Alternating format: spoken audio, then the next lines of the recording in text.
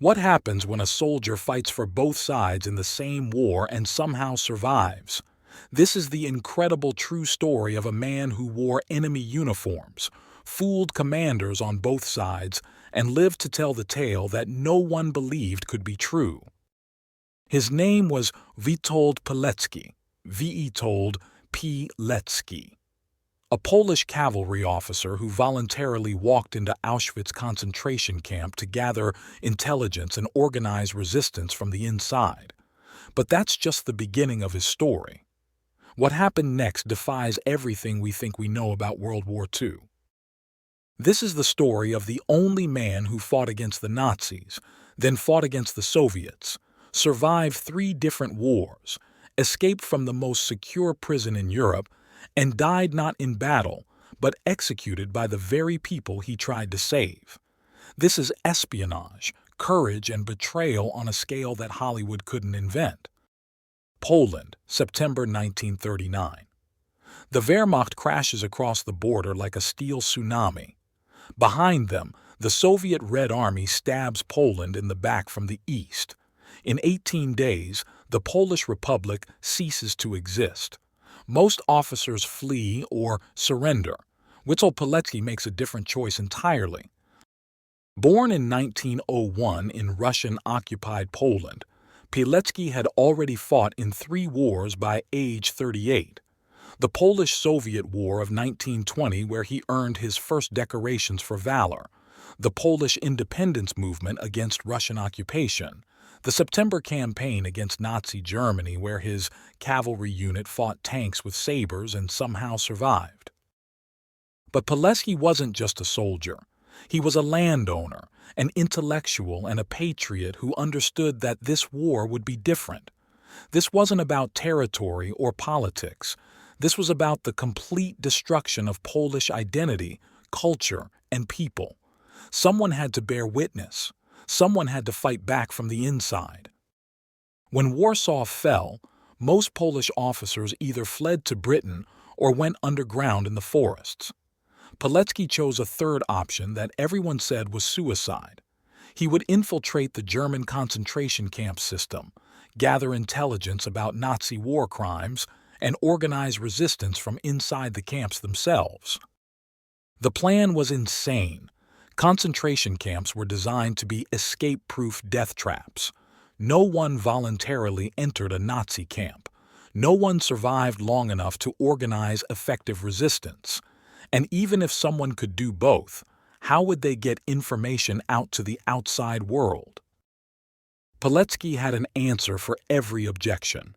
He would assume a false identity, get himself arrested during a Warsaw roundup, and allow himself to be transported to whatever camp the Germans chose. Once inside, he would use his military training to organize other prisoners, establish communication networks, and document Nazi war crimes for the world to see.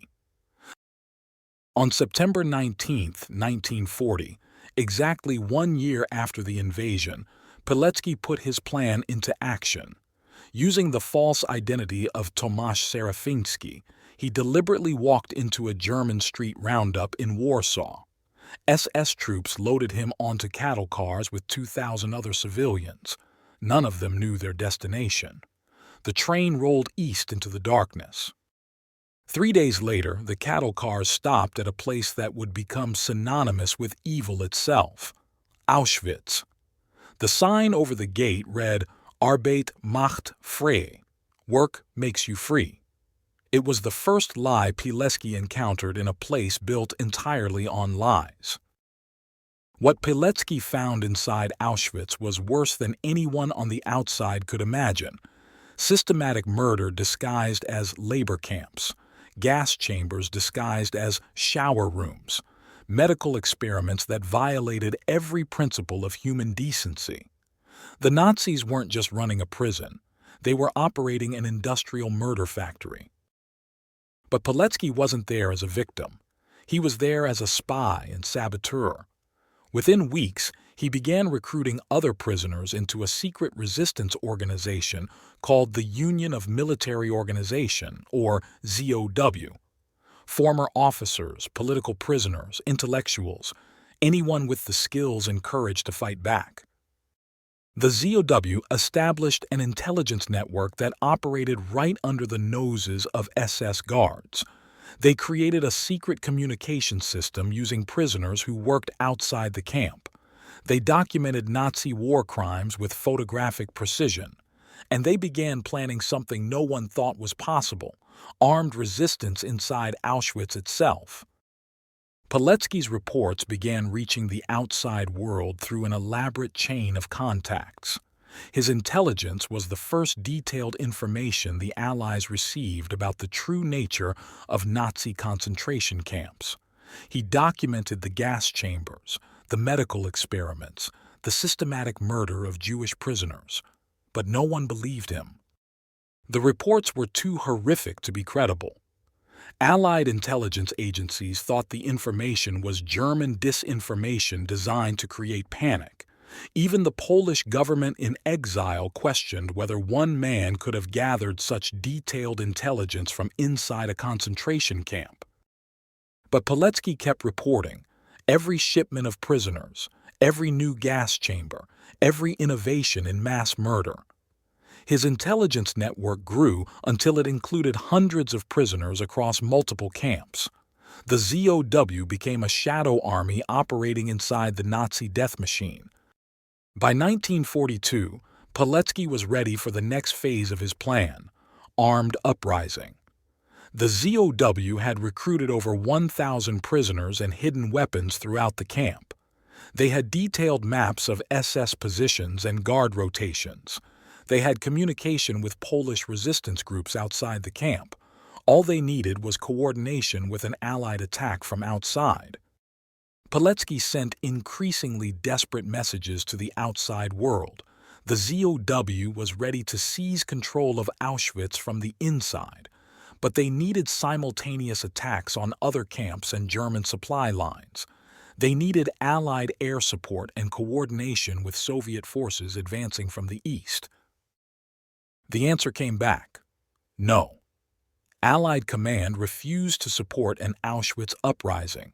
They claimed it was militarily impossible and would result in massive civilian casualties. The real reason was darker. Liberating concentration camps wasn't a strategic priority. Winning the war was more important than saving the prisoners. Pilecki realized he was on his own. Worse, his position inside Auschwitz was becoming untenable. The SS was beginning to suspect there was organized resistance in the camp. Several ZOW members had been tortured and killed. It was only a matter of time before the entire network was discovered. On April 27, 1943, Pilecki made another impossible decision. He would escape from Auschwitz, something that had been attempted 802 times with only a handful of successes. But he wouldn't escape alone. He would take 2 other prisoners with him and carry intelligence that could change the course of the war. The escape plan was audacious in its simplicity. Pilecki and 2 companions would overpower guards at the camp bakery, steal SS uniforms and weapons, then drive out the main gate in a stolen German staff car. If they were challenged, they would claim to be conducting a security inspection. At 2 a.m., the plan went into action. The 3 prisoners overpowered their guards, took their uniforms and weapons, then calmly walked to the motor pool. Pilecki, now dressed as an SS officer, requisitioned a staff car for urgent security business. The gate guards saluted as they drove out of Auschwitz. For 100 kilometers, they drove through German-occupied territory in stolen SS uniforms. At every checkpoint, Pilecki's command presence and perfect German convinced guards to wave them through. They looked like SS officers conducting routine business. No one suspected they were escaped prisoners carrying intelligence that could expose the entire Nazi concentration camp system. But when Pilecki reached Allied lines, he faced a new problem. No one believed his story. Allied intelligence was convinced he was a German double agent. His reports about Auschwitz were too detailed, too horrific, too convenient. How could one man have survived inside a death camp for 2.5 years, organized a resistance network, and then escaped? The interrogations were brutal. British and American intelligence officers used every technique short of torture to break Pilecki's story. They were convinced he was part of an elaborate German deception operation. His detailed knowledge of Nazi procedures proved he was a collaborator, not a prisoner. Months passed before Allied intelligence finally accepted that Pilecki was telling the truth. By then, it was too late to save most of the ZOW resistance network. The SS had discovered the organization and executed hundreds of prisoners. The chance for an internal uprising at Auschwitz was gone forever. But Pilecki's war wasn't over. As Soviet forces advanced into Poland, he faced a choice that would define the rest of his life. The Allies had promised to restore Polish independence after the war. Stalin had different plans entirely. The Soviet Union intended to replace Nazi occupation with communist occupation. Poland would become a satellite state ruled from Moscow. The same people who had fought against the Nazis would now have to fight against their supposed liberators. Pilecki couldn't accept this betrayal. He had spent 3 years fighting the Nazis. Now he would fight the Soviets. In 1945, as the war officially ended, Pilecki's personal war continued. He joined the anti-communist resistance known as the Cursed Soldiers. The post-war resistance was even more dangerous than fighting the Nazis. At least the Germans were obvious enemies. The Soviets claimed to be liberators while imposing a regime just as oppressive as the one they had replaced. Polish resistance fighters were branded as fascists and traitors by communist propaganda. Pilecki operated under deep cover, organizing resistance cells and gathering intelligence on Soviet military positions. He used the same skills that had kept him alive in Auschwitz: false identities, secret communications, and an ability to blend in with the enemy. But the Soviet security apparatus was more sophisticated than the SS. The NKVD had infiltrated every level of Polish society. They used Polish communist collaborators who knew the language, the culture, and the people. It was almost impossible to know who could be trusted. In 1947, Pilecki made his final impossible decision. He would return to Poland under Soviet occupation and continue the fight from inside the communist system. His friends begged him not to go. They knew it was suicide. The NKVD was hunting him specifically. Pilecki's reasoning was characteristic. Someone had to bear witness to Soviet crimes just as he had witnessed Nazi crimes. Someone had to organize resistance from the inside. Someone had to prove that the Polish people would never accept foreign occupation, whether German or Soviet. On May 8, 1947, exactly 2 years after Germany's surrender, Pilecki was arrested in Warsaw by the Polish secret police. His cover identity had been blown by a communist agent who had infiltrated the resistance. After surviving Auschwitz and the Nazi occupation, he was captured by his own countrymen. The show trial was a masterpiece of communist propaganda. Pilecki was accused of being a Western spy, a fascist collaborator, and an enemy of the Polish people. The same man who had voluntarily entered Auschwitz to fight the Nazis was branded as a traitor to Poland. Under torture, Pilecki refused to implicate other resistance members. He maintained his innocence of collaboration charges while admitting to organizing resistance against the communist government. He would not betray his comrades even to save his own life. On May 25, 1948, exactly 8 years after entering Auschwitz, Witold Pilecki was executed by firing squad in Mokotów prison. His body was thrown into an unmarked grave. The communist government classified all records of his trial for 40 years. For decades, Pilecki's story was erased from official history. In communist Poland, he was an unperson, someone who had never existed. His reports from Auschwitz were suppressed. His resistance activities were denied. His execution was classified as state secret. The irony was complete. The man who had provided the first detailed intelligence about Nazi concentration camps was murdered by the government that claimed to represent the victims of those camps. The hero who had fought against fascism was executed as a fascist by communist prosecutors. Only after the fall of communism in 1989 did Pilecki's true story begin to emerge. His Auschwitz reports were declassified and published. His resistance activities were documented by historians. His execution was officially declared a judicial murder by the Polish government. Today, Witold Pilecki is recognized as one of the greatest heroes of World War II, the man who voluntarily entered hell to bear witness and organize resistance, the spy who fooled both Nazis and communists, the soldier who fought on every side and somehow survived everything except the peace. But his story raises uncomfortable questions that we still struggle to answer.